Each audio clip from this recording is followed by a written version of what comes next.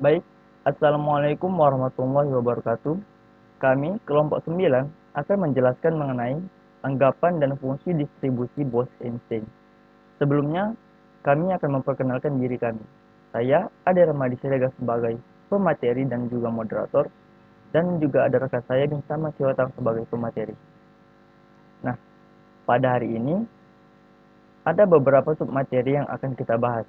Yang pertama adalah ciri-ciri fungsi distribusi statistik Bose-Einstein. Yang kedua, penurunan persamaan peluang probabilitas. Dan yang ketiga, penurunan persamaan fungsi partisi statistik Bose-Einstein. Untuk materi yang pertama dan kedua akan dijelaskan oleh rekan saya Bintang Masyotang. Kepada Bintang Masyotang, saya persilakan dengan segala hormat. Kita masuk ke materi yang pertama yaitu ciri-ciri dan fungsi distribusi statistik Bose-Einstein. Di mana ciri-ciri dan fungsi statistik Bose-Einstein ada empat, yaitu berlaku untuk partikel boson, yaitu semua partikel yang memiliki fungsi gelombang simetrik. Contohnya yaitu foton, fonon, dan juga helium. Yang kedua, partikel identik tidak dapat dibedakan. Yang ketiga, statistik kuantum, artinya hukum-hukum kuantum berlaku pada statistika tersebut.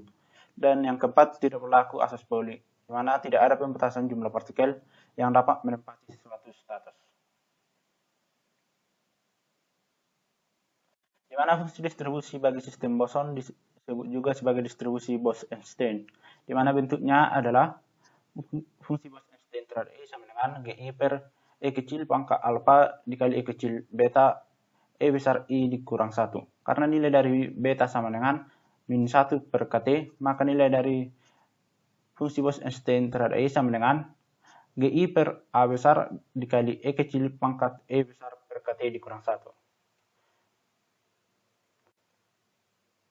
Di mana dari fungsi tersebut terdapat 5 syarat, yaitu A tidak bergantung pada T, atau ketergantungannya pada T adalah sedemikian lemahnya sehingga suku eksponensialnya adalah E kecil pangkat E besar per KT yang dominan. Pada suhu rendah, pada limit terendah, dengan menganggap sementara A sama dengan 1, faktor eksponensial menjadi besar untuk E yang besar. Karena itu, fungsi Bose-Einstein hampir mendekati 0 untuk keadaan dengan energi yang besar. Hal ini bisa kita lihat pada grafik di bawah. Dan yang ketiga yaitu satu-satunya tingkat energi yang memiliki peluang besar untuk ditempati adalah keadaan yang memiliki E sama dengan 0 karena faktor eksponensialnya menghampiri 1. Sehingga penyebut F menjadi sangat kecil. Dengan demikian fungsi Bose-Einstein hampir mendekati terhingga. Jadi bila T kecil, semua partikel dalam sistem berebut menempati keadaan energi yang terendah. Efek ini dikenal juga sebagai pengembunan atau condensation. Untuk nilai E yang besar, fungsi distribusi Bose-Einstein menuju 0. Dan apabila E lebih dari KT, probabilitas populasi menjadi sangat kecil sekali. Pada distribusi Bose-Einstein, FBE menuju tak terhingga bila E mendekati 0. Ini yang disebut efek pengembunan, dalam mana semua partikel boson berebut menempati keadaan kuantum terendah. Dan pada penurunan persamaan peluang probabilitas, disajikan sebuah gambar yaitu di mana banyaknya partikel yang terbedakan sesuai pada gambar Ni sama dengan 20, banyaknya pembatas GI dikurang 1 sama dengan 11, dan banyaknya sel GI sama dengan 12. Sehingga sesuai pada gambar, GI menyatakan banyaknya keadaan yang memiliki energi sama dengan E besar I. Setiap keadaan kuantum bersesuaian dengan satu sel dalam ruang fasa. Dan langkah kita yang pertama ialah menentukan banyaknya cara Ni partikel tak terbedakan dapat terdistribusikan dalam sel GI. Untuk mencarinya, kita anggap deretan Ni tambah GI dikurang 1 benda yang diletakkan sesuai pada gambar sebelumnya. Kita perhatikan bahwa nilai dari GI dikurang 1 benda dapat dianggap sebagai pembatas yang memisahkan selang GI. Sedangkan seluruh deretan menggambarkan Ni partikel yang diatur dalam sel GI. Dalam gambar itu, GI sama dengan 12, Ni sama dengan 20, dan terdapat 11 pembatas yang memisahkan 20 partikel menjadi 12 sel. Sel pertama berisi 2 partikel, yang kedua tidak ada, yang ketiga 1 partikel, yang keempat 3 partikel, dan begitu juga untuk seterusnya. Terdapat nilai Ni tambah GI dikurang 1 faktorial permutasi Ni partikel di antara mereka, dan GI kurang 1 faktorial permutasi dari GI kurang 1 pembatas, yang tidak mempengaruhi distribusi dan tak relevan. Jadi terdapat nilai Ni tambah GI dikurang 1 faktorial per Ni faktorial dikali GI dikurang 1 faktorial. Pengaturan yang berbeda, yaitu mungkin dari Ni partikel yang terbedakan di antara sel GI. Dan banyaknya cara W agar N partikel dapat didistribusikan ialah dari perkalian W sama dengan sigma Ni ditambah GI dikurang 1 faktorial per Ni faktorial GI dikurang 1 faktorial sebagai persamaan pertama.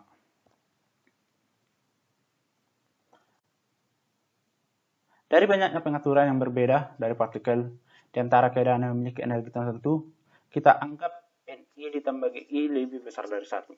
Sehingga Ni tambah GI dikurang 1 dapat digantikan dengan nilai Ni tambah GI. Dan dianggap mengambil logaritma natural dari persamaan pertama, maka diperoleh ln W sama dengan sigma ln Ni tambah GI faktorial dikurang ln Ni faktorial dikurang ln GI kurang 1 faktorial. Sesuai dengan rumus Stirling di mana nilai dari ln N faktorial sama dengan N ln N dikurang N. Maka kita peroleh ln W sebagai berikut, yaitu ln W sama dengan sigma Ni tambah GI ln Ni tambah GI dikurang Ni ln Ni dikurang ln GI kurang 1 faktorial dikurang GI.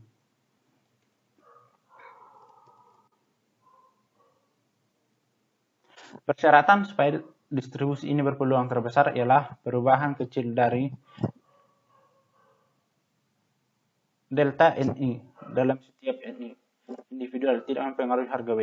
Jika perubahan ln W yaitu delta ln W terjadi ketika Ni berubah dengan delta Ni, persamaan tersebut dapat dituliskan sebagai berikut. Delta ln W max sama dengan 0.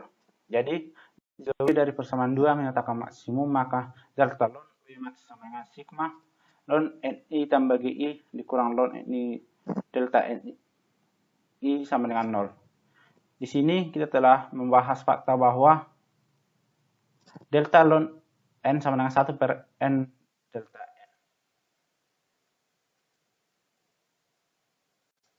Tapi pada sebelumnya kita memasukkan kekekalan jumlah partikel dengan menyatakan dalam bentuk delta sigma delta Ni sama dengan 0. Dan kekekalan energi dalam bentuk sigma Ni delta Ni sama dengan 0. Dengan mengalihkan persamaan terlebih dahulu dengan min alpha dan kemudian min beta dan menambahkannya pada persamaan delta ln W max sama dengan sigma ln Ni tambah GI dikurang ln Ni delta Ni sama dengan 0. Lalu dapatkan sigma ln Ni tambah GI dikurang ln Ni dikurang alpha dikurang beta E besar I dikali delta Ni sama dengan 0.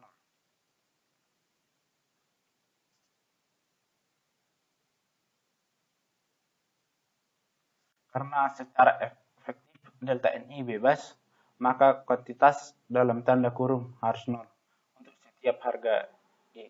Jadi, ln Ni tambah I per Ni dikurang alpha dikurang beta E besar I sama dengan 0. Dan 1 ditambah GI per Ni sama dengan E pangkat alpha dikali eksponensial E pangkat beta. Dan nilai dari Ni diperoleh yaitu GI per E pangkat alpha dikali E pangkat beta E besar I dikurang 1. Seperti yang dijelaskan sebelumnya, nilai dari beta sama dengan min 1 per Kt, dan nilai dari E kecil pangkat alpha sama dengan A. Dan nilai dari Ni sebagai banyaknya partikel yang tak terbedakan, maka diperoleh fungsi distribusi Bose-Einstein yaitu GI per A besar dikali E pangkat E besar per Kt dikurang 1. Dan untuk materi berikutnya akan dijelaskan oleh teman saya, Ade Rahmadi. Terima kasih kepada rekan Bintang Masyotang yang telah memberikan penjelasannya pada materi pertama dan kedua. Nah, selanjutnya saya akan menjelaskan mengenai materi yang ketiga, yaitu penurunan persamaan fungsi partisi statistik Bose-Einstein. Nah, Bose-Einstein merupakan sistem yang mengandung partikel-partikel yang tak memenuhi prinsip eksklusi Pauli. Artinya, Jumlah partikel pada suatu keadaan kuantum tidak terbatas, sehingga fungsi keadaan yang menggambarkan sistem partikel adalah simetrik terhadap pertukaran partikel. Partikel-partikel ini disebut boson. Sama halnya dengan fermium, partikel-partikel boson itu identik dan tak dapat dibedakan. Peluang menempati tingkat energi EI adalah GI, yakni derajat degenerasinya. Untuk menentukan partisinya, mula-mula harus dievaluasi jumlah susunan tak terbedakan dari Ni, ataupun banyaknya dari sebuah atom, yaitu sebuah partikel dalam GI, buah keadaan dengan tingkat energi EI yang menghasilkan fungsi-fungsi gelombang simetrik. Misalnya seperti ini. Bisa teman-teman lihat ada beberapa gambar. Tempatkanlah Ni, buah partikel boson, dalam satu baris dan didistribusikan dalam GI, buah keadaan kuantum. Susunan yang mungkin sebagai berikut ini. Untuk gambar yang pertama bisa kita lihat ada 3 buah atom, di mana memiliki 2 kolom. Nah, Ni-nya sebanyak 3, GI ada 2. Dan hal ini menghasilkan 4 cara penentuan keadaan kuantumnya. Untuk gambar yang kedua, ada 4 buah atom, sehingga Ni-nya adalah 4 dengan 2 kolom, yaitu GI-nya adalah 2. Sehingga hal ini menghasilkan 5 cara untuk membedakan posisi keadaan atomnya. Kemudian gambar yang ketiga, untuk susunan atomnya adalah terdapat 4 buah atom, yaitu Ni-nya adalah 4 dan juga 3 kolom, yaitu GI-nya sebanyak 3. Sehingga susunan-susunan atom kuantumnya menghasilkan 15 cara terbedakan. Rumus umum untuk Ni dan GI-nya adalah GI dikali dalam kurung Ni ditambah GI dikurang 1 faktorial dibagi Ni faktorial kali GI faktorial. Nah, total jumlah cara yang tak terbedakan dari pembentukan partisi N1, N2, N3, dan seterusnya masing-masing pada tingkat energi E1, E2, E3, dan seterusnya adalah dengan rumus sebagai berikut. P sama dengan dalam kurung N1 ditambah G1 dikurang 1 tutup kurung faktorial dalam kurung N2 tambah G2 dikurang 1 tutup kurung faktorial dalam kurung N3 tambah G3 kurang 1 faktorial sampai seterusnya per N1 faktorial dalam kurung G1 dikurang 1 faktorial N2 faktorial dalam kurung G2 dikurang 1 faktorial N3 faktorial dalam kurung G3 kurang 1 faktorial dan seterusnya, sehingga menghasilkan ln N1 tambah G1 dikurang 1 faktorial per N1 faktorial dalam kurung G1 dikurang 1 faktorial. Untuk memperoleh partisi dengan kemungkinan paling besar, maka terlebih dahulu ln P sama dengan sigma I ln dalam kurung Ni tambah Gi dikurang 1 faktorial tutup kurung dikurang ln Ni faktorial ditambah ln dalam kurung Gi dikurang 1 faktorial. Nah, dengan rumus Stirling, maka ln X faktorial sama dengan X ln X dikurang X. Ln P sama dengan sigma I dalam kurung Ni ditambah Gi dikurang 1 tutup kurung ln dalam kurung Ni ditambah Gi dikurang 1 tutup kurung ln dalam kurung Ni tambah Gi dikurang 1 tutup kurung dikurang Ni ditambah Gi dikurang 1 tutup kurung dikurang Ni ln Ni ditambah Ni dikurang Gi dikurang 1 ln dalam kurung Gi dikurang 1 tambah dalam kurung Gi dikurang 1 tutup kurung kurawal.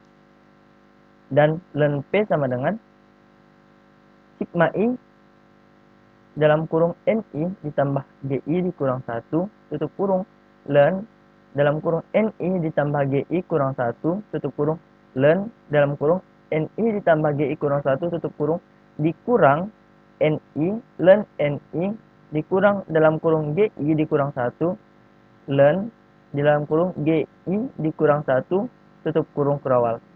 Agar maksimum, maka minus do ln P sama dengan sigma I dalam kurung minus ln dalam kurung NI ditambah GI dikurang 1 tutup kurung ditambah ln NI tutup kurung kurawal ln